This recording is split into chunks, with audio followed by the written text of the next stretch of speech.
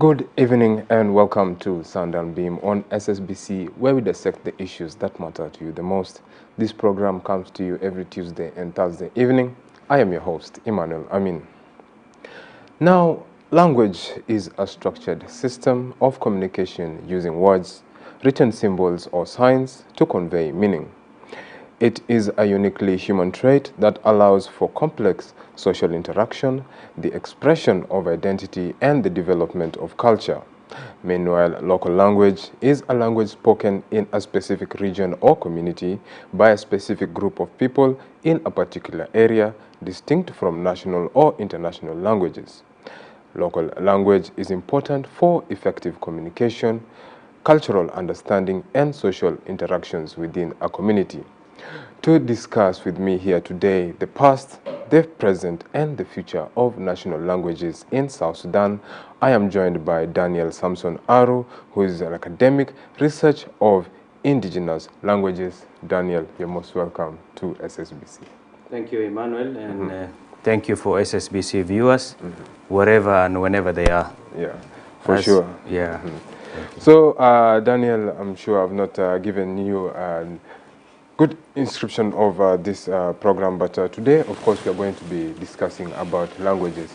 So briefly, before we get into the main topic, just introduce yourself, give us a bit background about yourself, and what got you into the topic of indigenous languages. You're most welcome.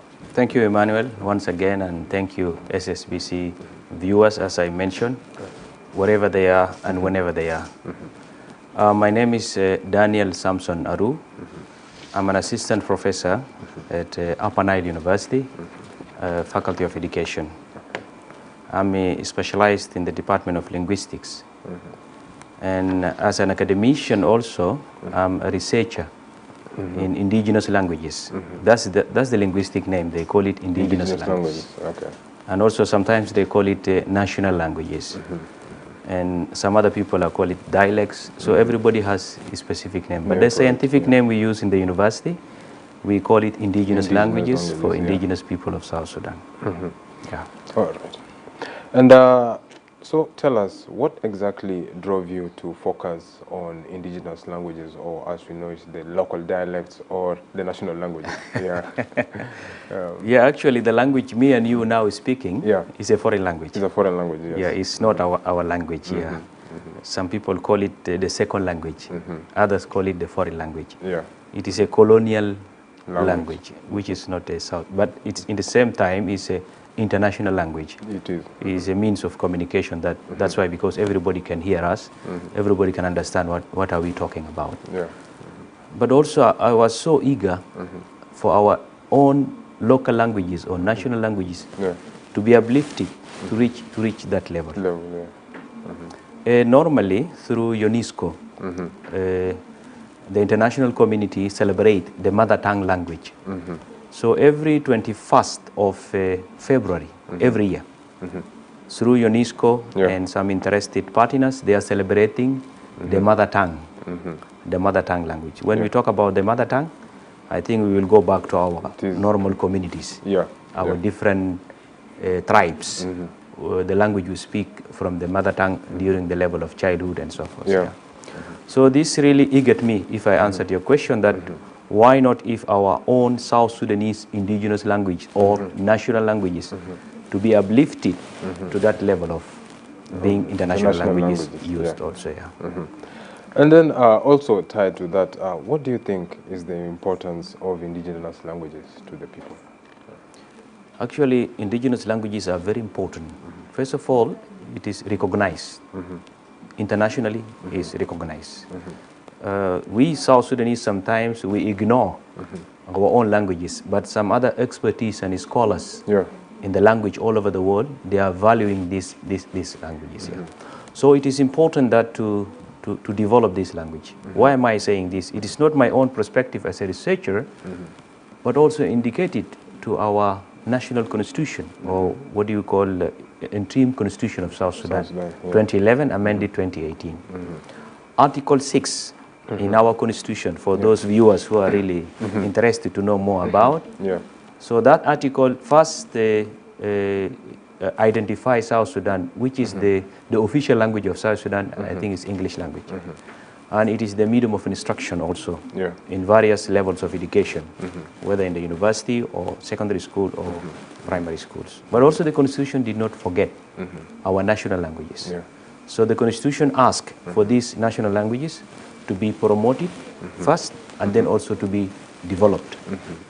So it is like an instruction, like the Constitution is giving us that obligation for we researchers, academicians, to look into these indigenous languages. Indeed, I think we've talked about the government's policy that is put constitutional backing about it, like you've just spoken. But I think let us go back and get a brief background, because we know that politically and linguistically, South Sudan has a very long history. Has a very long history. Like you mentioned in the beginning, now we are talking English, which is an international language. Foreign language. A foreign language. We used to talk Arabic, which is not our language. Not our language. We have lingua franca, that is Juba Arabic, that is spoken among citizens here. So there's a lot that deals into language before you get to the local or indigenous languages. So give us a brief background about the languages that have shaped South Sudan to become what it is today. Actually, any researcher, any scholar of this area of indigenous languages or national languages automatically go back up to 1928. Then the viewer will ask me what happened in that year. So in 1928, there was something called Rajaf Language Conference. And they call it RLC. And the conference, I think this month is October, is it not? It's so? October, So it is started before 28. It is started the 30th of October in 1927. And then it was announced that the Rajaf Language Conference is in 1928. Someone would ask, what was it for, this language conference? I think from the year, it is during the colonial time. The colonial time, So the conference was met for like 4 specific objectives. Number one, to gather or to list the national languages in the southern region at that time, because we were one Sudan. One Sudan back then. It was one Sudan. But the conference was organized to gather or to have information about the indigenous languages or the national languages used in the southern region. Nowadays, we call ourselves 64 tribes, is it not so? 64 tribes, yes. But the question is, are we 64 indigenous languages? No. The answer is no. It's not. So in that conference, the first objective is to gather these languages, this is number one. And then number two, to plan for these languages to be used in the educational system in the region at that time. And then three, also these languages doesn't have alphabets like ABCs in Arabic, Alif Ba Ta Sa, ABCs in English, Alif Ba Ta Sa in Arabic. So in our area of research, we call it orthography. By orthography, we mean that if there is a language, only practicing 2 skills, speaking and listening. So they were not practicing writing and reading. So to uplift this indigenous language to the level of writing and reading, so they need to create orthography, or they need to make alphabets, alphabets for this language. So the conference, the purpose of the conference, to bring linguists from Europe and some missionaries also to come and develop orthography for these languages. After developing this orthography, the fourth objective of that conference is to develop a textbook. Textbooks. So the textbooks will help in what? In uplifting these indigenous languages into the level of to be read and to be also to be written in the same time. The question is, which languages were selected at that time, during that time? So they cannot select the conference, all the national languages, all the indigenous languages at that time. But they focus on some indigenous languages. I think they selected like 6 indigenous languages. This is in 1928 conference? In 1928. So they selected the Bari language because it's in the Rajaf conference, which is in the Bari area. Bari language, Also they selected the Dinka language, And then number 3, the Nuer language. And then they put also the Acholi and the Lotuko, which is Otoho now. Yeah, Otoho. Yeah, and then the Madi plus Sholo, the Sholo language. Yeah. So these are the 6 languages during that time. I think the linguists from the Europe, they come and invited to explore more about. So that's the what? That's the beginning of the history or the past of these indigenous languages. Later, these the things developed, and then they reach certain progressive level, and then in the years to come, other languages were also added. Yeah. Then, if I talk about years, if I say 1928, I can say also 1972 during the agreement, the Addis Ababa agreement. Also, the language was mentioned in that agreement. Yeah. And then not only in 1972, also in CPA in 2005. Also, the issue of language of the southern region was mentioned. And after 72, and then in 1975, there was a language, regional language policy. Yeah. It was mentioned at that time. There should be a policy for this region of southern part. Where they recommended that there should be some institutions to be established, like faculties in the universities, or some specific institution, in addition to something called SIL, which is Summer Institute of Linguistics. This will contribute for the development of these indigenous languages or national languages. This after 72, then 75, then come to 2005 CPA. Also, the language was mentioned in that comprehensive peace agreement, and then we came to 2011 after we start developing our constitution up to 2018, the amendment. This is where the Article 6 currently in our constitution stands, mentioning that the importance of developing and promoting these indigenous languages. I'm glad that you have taken us through this brief history. Let us just touch on something. Of course, in 1972, as you said, in the Addis Ababa Agreement, the language was also put into question. And also in 1975, where the regional language policy came about, I think this was the time where the language of instruction was actually changed in the southern region from English to Arabic in most schools. And also now when South Sudan became independent, we also had the reverting of the policy from Arabic now back to English to make it the language of instruction and the national language in the country. Now, tell us, these policies that have been able to shift languages back and forth, are they to the detriment or to the help of the citizens of a certain nation? Because you will have generations that have, like I said in the introduction, language is a tool for communication. Will there be different generations that actually have a miscommunication or type of such if policies keep changing like this? Yeah, I understand. Thank you very much. Actually, I remember I participated in this Derrick Festival last year. Yeah. And I was a commentator in the language issue. And I mentioned something I'm still remembering. That during the war in Sudan time, starting from 1983, late Dr. John Grang was saying that we have identity problem. I think one of the main issues that our late hero was using, that Sudan has an identity problem. But now I brought a new terminology. When we came to South Sudan, we have language identity problem. Why am I saying this? Because it's something very strange. Someone is raising, a researcher is raising that there is a language identity problem. Now you speak Arabic, you speak English, you speak also your own indigenous language, your mother tongue. Is it not so? But to measure it now, that's the challenge. Language identity, because now if you Google about South Sudan, the best African country, the best speakers within African countries, if you Google it, English speakers. You will not find South Sudan among the best 10 speakers. You will find Ghana, you will find Uganda, Kenya, you will find Tanzania, but you will not find South Sudan, which means that we still, our level of using effective communication with elites, some few elites like me and you. We use this, but the majority of the people cannot. They cannot.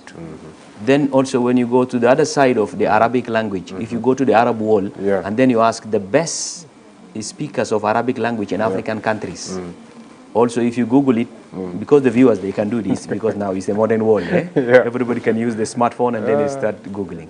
You will find also South Sudan is not among the 10 best speakers of Arabic language in the African continent. If we come to our indigenous languages, our own indigenous languages now, so if every 10 individual in a tribe, 10 can speak the language, but you find only one can write and read it. So which is, you can, if you find 100, you can find only 10 people. I challenge. Read and write. I use this podium to challenge also people. Okay. You will find some people are able. Even me now, my indigenous language, I don't know how to read and write it. Even though I'm a researcher in indigenous language, but I don't know. I'm among those majority. So now we have language identity. I think this is the up and down of the language policy. When the regime of Sudan, Bashir came to the Arabization of the universities. You remember that? And then the curriculum in southern region was changed. It started from the English, then later converted into Arabic. Even currently in the current government, now they start bringing Arabic language as a subject. But at the beginning there is no Arabic language. And they introduced some French languages. So we're still mangling here and there. Thank you very much for that response.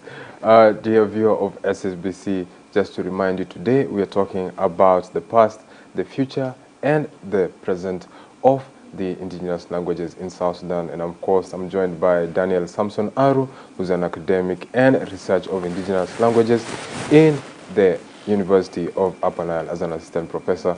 Let us go for a short break, and after we come back, we shall continue with our discussion.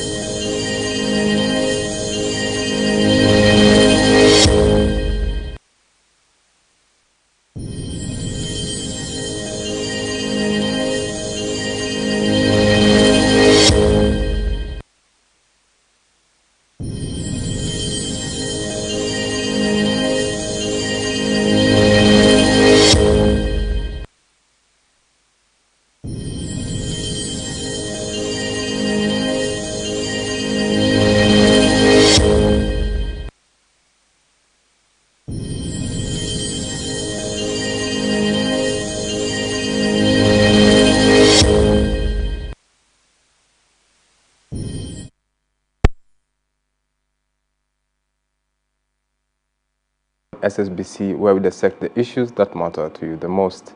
Of course, today joining me in the studio is Daniel Samson Aru, an academic and a researcher of indigenous languages and also an assistant professor at the University of Upper Nile. And of course, today we are talking about the very important topic of our indigenous or local languages here in South Sudan. Daniel, you're very much welcome back to the studio. Thank you to SSBC viewers. Yeah. So we've talked briefly about the history. Now let us come to the present. Something that you had said earlier was that we have 64 tribes in South Sudan. But you asked me, do you have 64 languages in South Sudan? I said no. Yes. Because what people tie to tribe is language, but a tribe cannot only be tied to language, and also language cannot only be tied to a certain tribe. So tell us, what is the difference between the language and the tribe of, in a tribe that speaks a certain language, or many tribes that speak one specific language? Tell us this distinction, where it comes by. Yeah, thank you very much. I think if you look to the demography of South Sudan, I think Currently, we have 10 states, and then we have three administrative areas. Yeah. And previously, we have the regions of South Sudan, where there is Upper Nile region, Bargazal region, and Equatoria region. If we look to the tribes according to the statistics and the normal demography that everybody knows, we have 64 tribes. But the answer, yes, we don't have 64 indigenous languages or national languages. And the question will be why? I think within these tribes, there are a number of tribes, they are speaking the same language. The same language. There are like 3 or 4 groups. The main group, I think this is the Bari. The Bari speakers. The Bari speakers, they are within the Equatorial region, or more specifically in Central Equatorial region. And there are 7. They know themselves. I think the Bari and the Kuku, plus the Kakwa, and then plus Pojulu, and Mondari, and Nyangbara, plus Lulubo. These people are using one language, one family. They're classified as Bari speakers. The Bari speakers. The language is the same. There is no difference. There are some slight accents. So now, if you make a simple mathematics, 7, and then these are 64. Not only the Bari group, there is also the Lua group. The Luo group also, they are 5, I'm not sure, but I think they are 5. They are speaking also with a different slides different. The Sholo, and then the Anywa, and then the Acholi, the Jushol. And so these language is very close together. The Luo group. There are some other groups in South Sudan. The researchers, they know, the scholars, they know. For example, the Murle, the Murle group, they speak similar to the Didinga. Which is very strange for the viewers now to hear this. So if you follow the Murle, and then you follow the Didinga, they are also... The dialect is very close. They look alike, they look alike. You go to Kopoita, those of Kopoita, those tribes there, sometimes is related to the Bari group also. You can feel, when they speak also, they have some words that they relate to the Bari group. Those of the Otoho group, the Lotuko, the Lango. So these are the characteristics which confirm that the 64 tribes are not speaking 64 national languages. So they are like less national languages. Comparing with the number of the communities. For sure. One time I remember reading this book. It was written in 1935 by a researcher called Edgar, and he was a linguist. And he came to Sudan back then, and to South Sudan actually. And by that time, he said there were 76 languages in South Sudan. And of course, now we know they are much lesser than that. And some of the languages that he mentions there, as I was reading the book, some of them do not exist anymore. So my question to you is, can language go extinct? And number 2, what can we do as Southerners to be able to preserve some of the languages that are very few speakers? How can we be able to maintain such languages? I think you came to the current, I think your question was lead me to the current situation of the indigenous languages. I'm sorry to say the current situation is not that good, because language is like human being also. Language used to be born, grow like young, became old and die. Languages even die. After a long time of people speaking it, people speaking, then go extinct. Extinct and will die. Currently, these days, because I'm a linguist, I'm researching in this, I've seen there is a launch in the Catholic Church. The Catholic Church has launched a mass in Sholo language, which is not new, because there is a mass in Sholo language, but in JCC, in other denomination. But in the Catholic Church, they bring this mass in St. John, a referendum, if I'm not mistaken. So it was the first, and that was on Saturday last week, and then Sunday also there was an evening mass. It's not only Sholo. There is a mass in the Catholic Church in the Bari language. There is a mass in the Zande language, in in Haizande. There is a mass in Dinka language, in Jebel Dinka. Yeah. There is a mass in different languages. Different places. Yeah. Different places. So the 70-something, the number you mentioned, at that researcher is during one Sudan. Is during one Sudan. That's why you see the number is big. Okay. The number is big. Yeah. But the current status of indigenous languages, I'm insisting on indigenous languages. Yeah. While many people, they call it national languages. Yeah. So they are now being taught, but it is very less. For the Bari group in Juba County, they are teaching Bari indigenous languages. Yeah. In the lower primary. They call lower primary means from primary 1 up to primary 4. Because it was primary 3, now become primary 4. You go to Jungle Estate, you find the Dinka of Bor, they are teaching in the schools. You go to Bargazal, where Rumbek, Yorol, in some other places, you will find. Yeah. But not all the tribes or not all the states are implementing this policy of teaching in the lower primary indigenous languages. Some states, not yet, because their own languages not yet reach that level of to be developed. Yeah. In terms of to be written and what and to be written, and then also some people to write it, to read it. Yeah. I hope I answered your question. You have. So you mentioned actually the Catholic Church that took an initiative to make a mass in specific languages.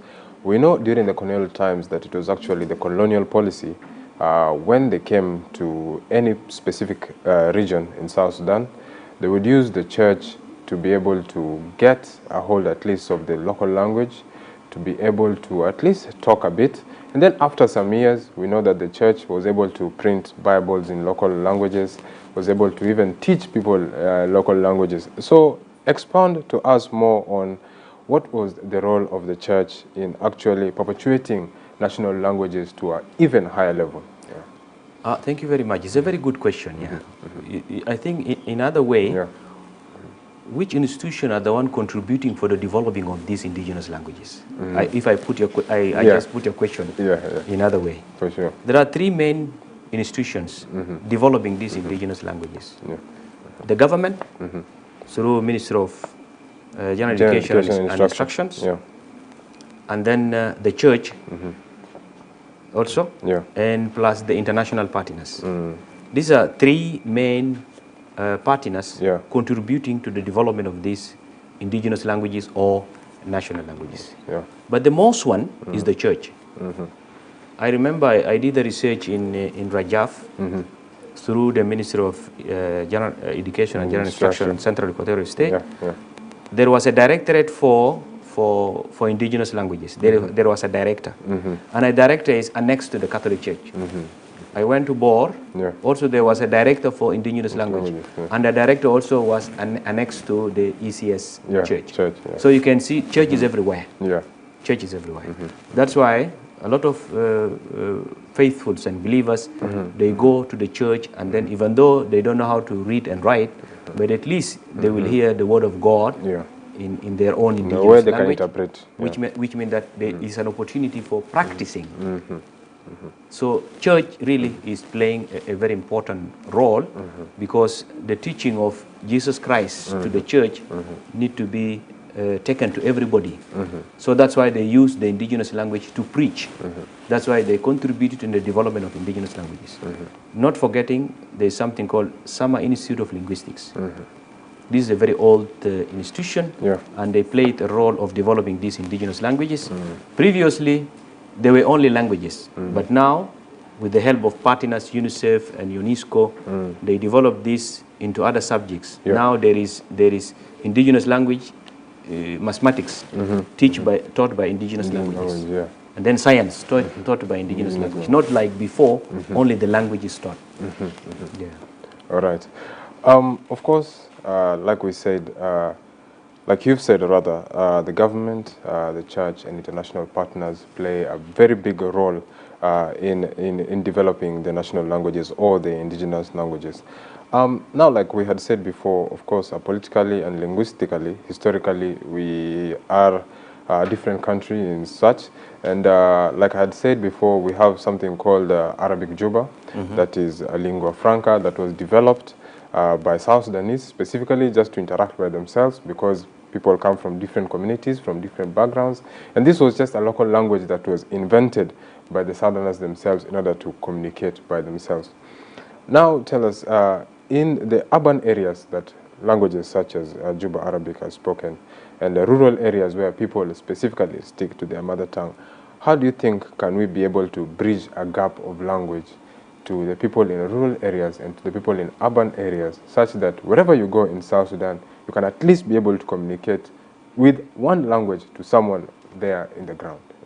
Yeah, thank you for the question. Yeah, for the issue of Juba Arabic, I remember Professor Boldeng, he's our colleague in University of Juba. Okay. I think he's a researcher he did the research in Juba Arabic. Yeah.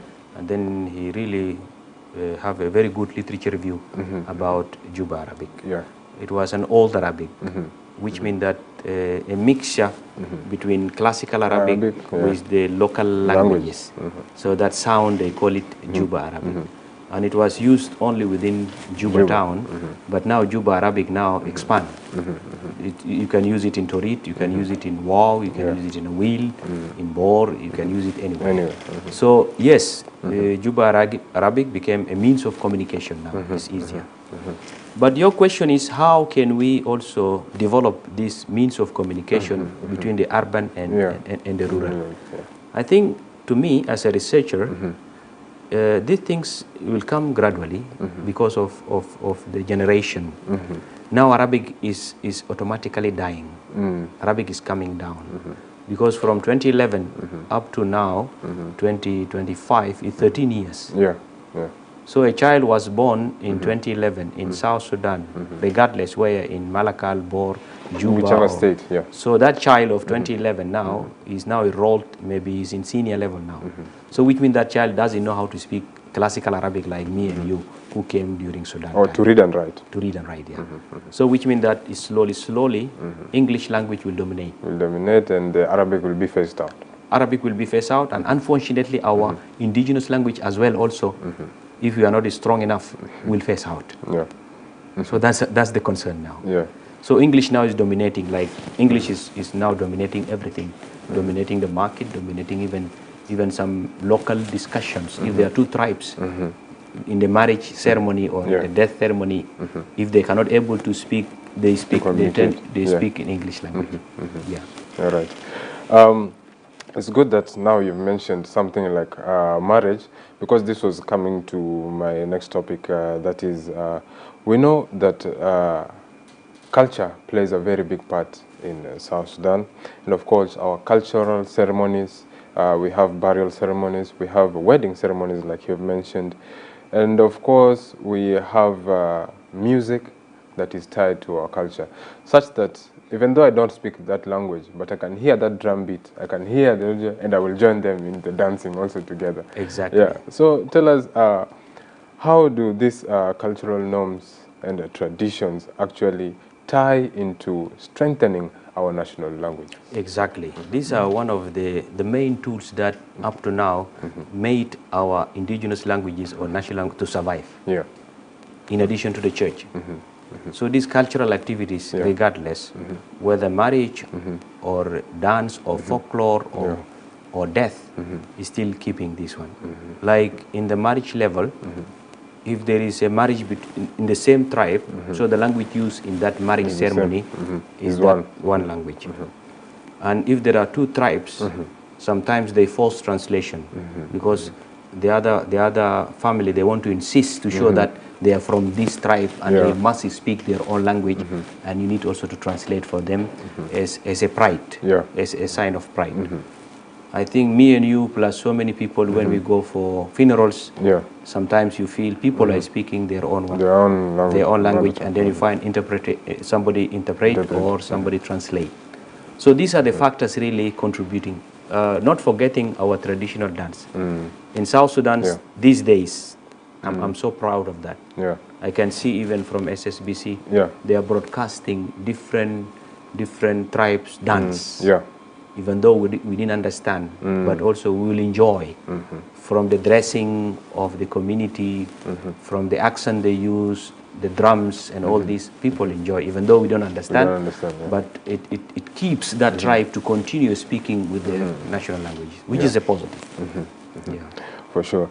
And then how can we be able to develop the national languages? Like you said before, some languages do not have a written language of instruction, or phonetically they don't have the alphabet to be able. So how can some of these languages be able to develop to such a point where at least we know that a few people in the tribe can be able to read and write in their own local language, and then also to be able to impact the younger generation in the same thing? Yeah.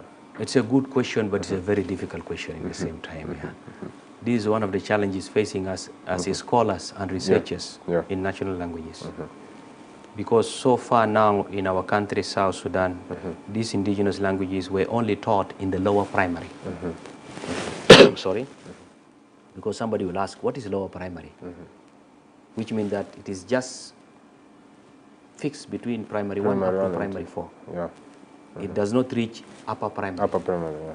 It does not reach secondary level. In the university, we don't have. I'm a university staff now. Yeah. The only university has a center is the University of Juba. It has Center for Languages and Translation. And that center, even I was a member of that center, they are not teaching indigenous languages. They are not contributing in the development of indigenous languages. So these are the challenges. So if you want to sustain, if you want to develop these languages, first of all, we need to introduce these indigenous languages in the upper primary level. We need to introduce it in the secondary level. We need to introduce it in the university. We need also to establish a center or a faculty which is specialized in teaching and learning on and developing these indigenous languages. If you can do so, I think these indigenous languages can develop further.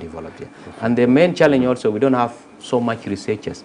Now, how many of you, like Daniel, you are a researcher in national languages? How many of you in these universities? We can count ourselves. We are very few. So that's the challenge also. That's the challenge, yeah. Okay. A statement here that was released actually in 2012, because as the policy was stated that by the General Education Bill 2012, that it recognizes all indigenous languages as national languages eligible for use in education, and a Department of National Languages was also established to help implement this. But also what they said was the challenges was that there was a lack of learning materials, there was inadequate teacher training, and also there was a high implementation costs that have hindered widespread adoption of this policy. How do you think we can improve on these basic challenges, such as the lack of learning materials? Because if it is written, it has to be printed, it has to be mass printed, it has to be mass distributed. So how can we overcome these basic challenges, such as lack of materials and inadequate teacher training in the national languages? Number one is government. Number two is government. Number three is government. That's my answer. Because so far now we have SIL, they call it SIL. Summer Institute of Linguistics in coordination with UNICEF and UNESCO. They are the one contributing, printing the current textbooks used in the lower primary schools. The contribution of the government is very little. There is one thing that I can insist, because now I'm moving to politics, which is the budget of education. The budget of education is very little. In the national budget. In the national budget, which is, it is a very little, a tiny budget. And that tiny budget cannot help for printing textbooks, cannot help for establishing teacher training institutes, cannot help even for paying the wages of teachers of indigenous languages, and so forth. So that's why I say number one, government; number two, government; number three, government. If the government and the language policy makers, if they can convince the August House at least to increase the budget of education, I think we don't have any problem. And specifically, now it is an opportunity to use this forum. The Minister of Higher Education, Science and Technology also introduce these indigenous languages as one of the courses in faculties of education in the Department of English Language and Literature. I think also it will be very good for students at the university level to have introduction to South Sudan indigenous languages. Only introduction. At least students will be introduced about these indigenous languages. Later, when they are graduating, they may also do some research in these indigenous languages, and automatically the number of scholars and researchers will increase, from and then the development of this language will also happen. Of course, like I've said, in the university level, that will help actually increase a lot of the proficiencies, of course, of the national language. Now, also between 2009 to 2011, the government has also come up with a policy that introduced alternative education for those whose age was past, but they still felt they could go back to get some education. They went back, and a lot of the older people in the community back then, from 2009 to 2011, were more versed in their national languages. And the alternative education became a way to bridge the gap between the national language or the international languages or language of instruction like English and their mother tongue. Do you think alternative education can also be a way to bridge the gap between the national languages and the international languages? I'm sorry to say my answer is no. Because alternative education, this is the issue of bringing some people, they don't know how to read and write. For them to read and write, but in which language? So alternative education is only focusing on English language, not including the indigenous languages. That's why I say my answer is no. So unless the language policy makers again to reverse this methodology and to reverse any context connected with alternative education for possibility of adding national languages or indigenous languages. The only institution now helping in this area, I think, is the church. When I say the church, these are different denominations, whether Catholic or ECS or different denominations. They are the one helping developing these indigenous languages. It is good to mention the Bible Society, if you heard about it. I think these are the good people now translating the Bible into different indigenous languages, and they are contributing for the development of these indigenous languages or national languages. For sure. Now we are almost coming to the end of our interview. If there's anything maybe I've not asked or I've not touched on that you'd like to say, this is the time, and then you can give us your final message also. Yeah, thank you. My focus as a researcher or a scholar in the area of the universities, I think we have 5 public universities. Yes, we do.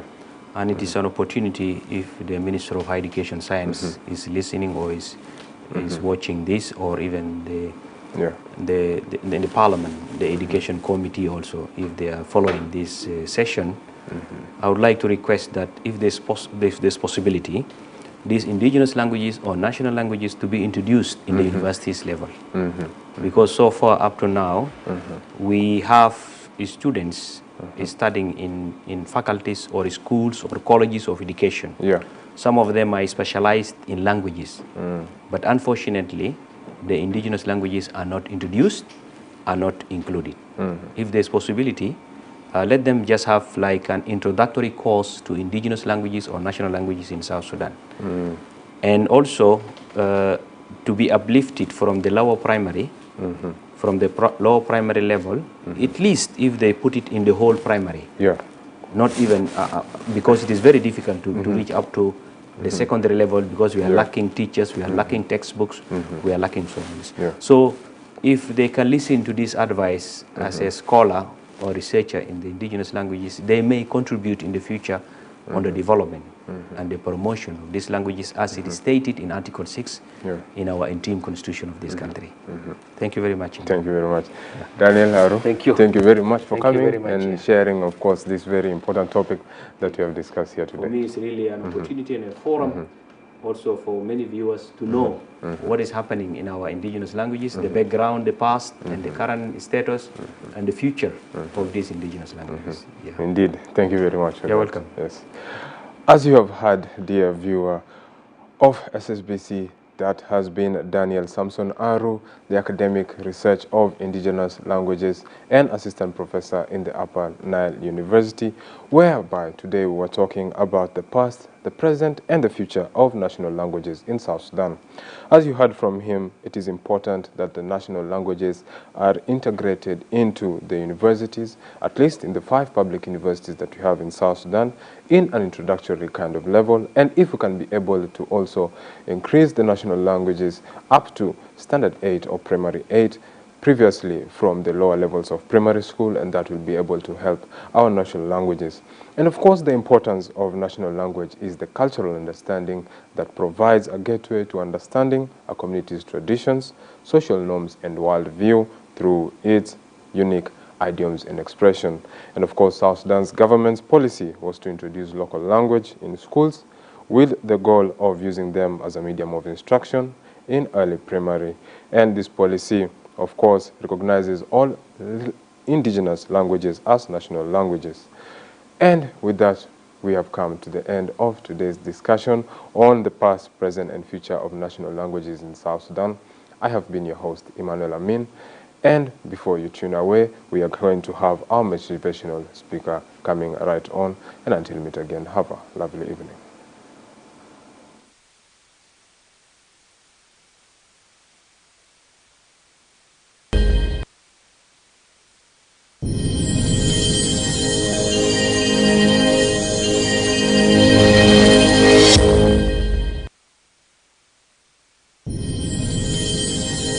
Dear viewer of Sundown Bean, welcome back to another session on Inspirational Talks. And as we continue with maximization of potential, remember the fundamental question we have been asking is that why is it that some people seem to be doing great things than others? Do you see people around you? Do you see people in the world? Do you see people who are highly accomplished in whichever field?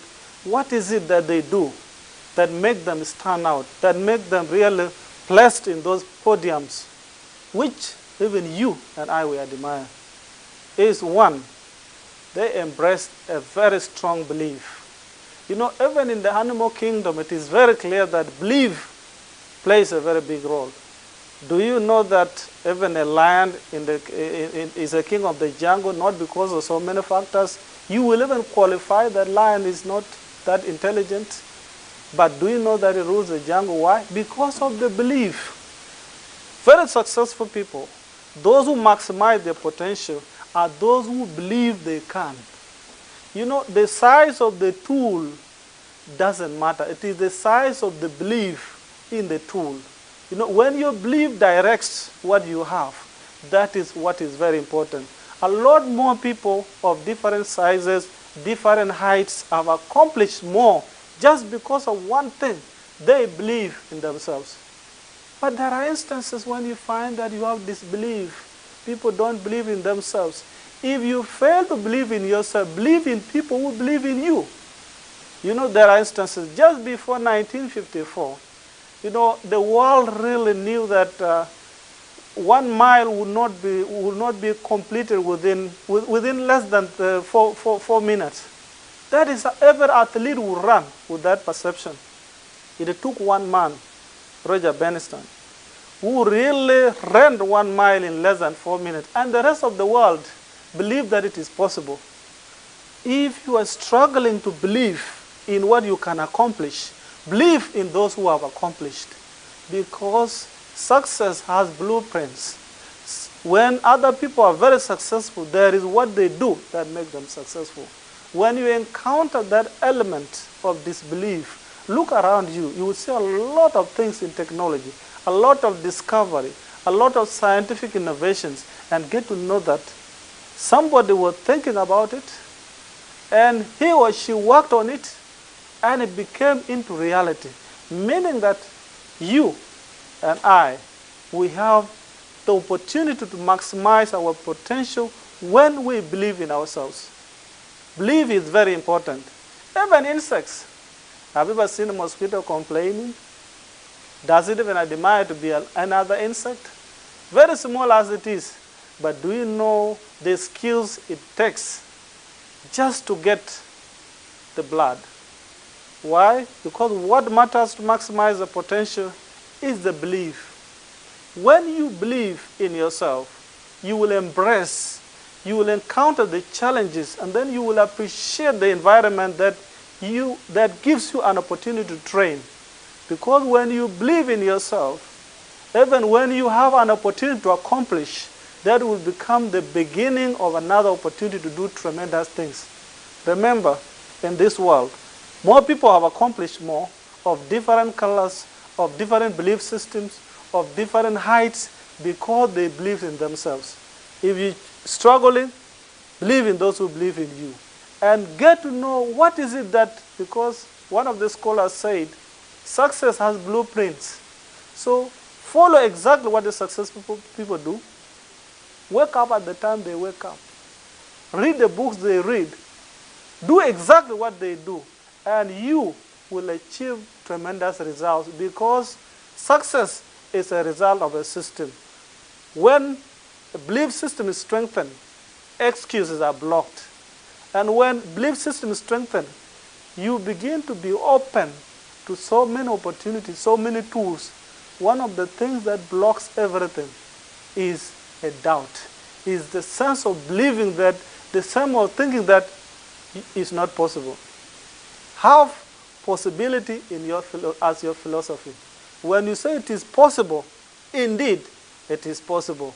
There are people who have done all that we are seeing because they believe in that. And so, one thing that should be in our vocabulary to achieve more is to say it is possible, because it has been done, and it is being done, and even the next generation will do it. And so, as we conclude with those words of Miles Monroe, he said, cemetery is full of people who have not accomplished more, and that's why it is called the richest place in the world.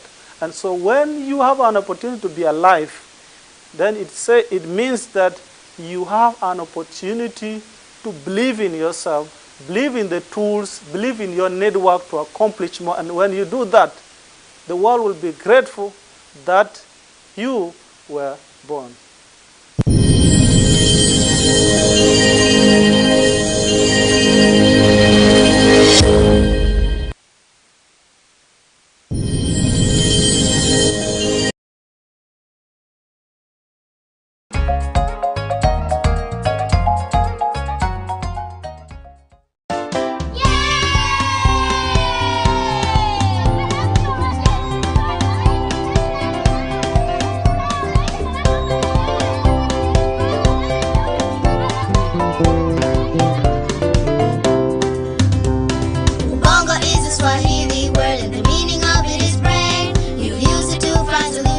To whatever life throws your way. If you're in a tough situation,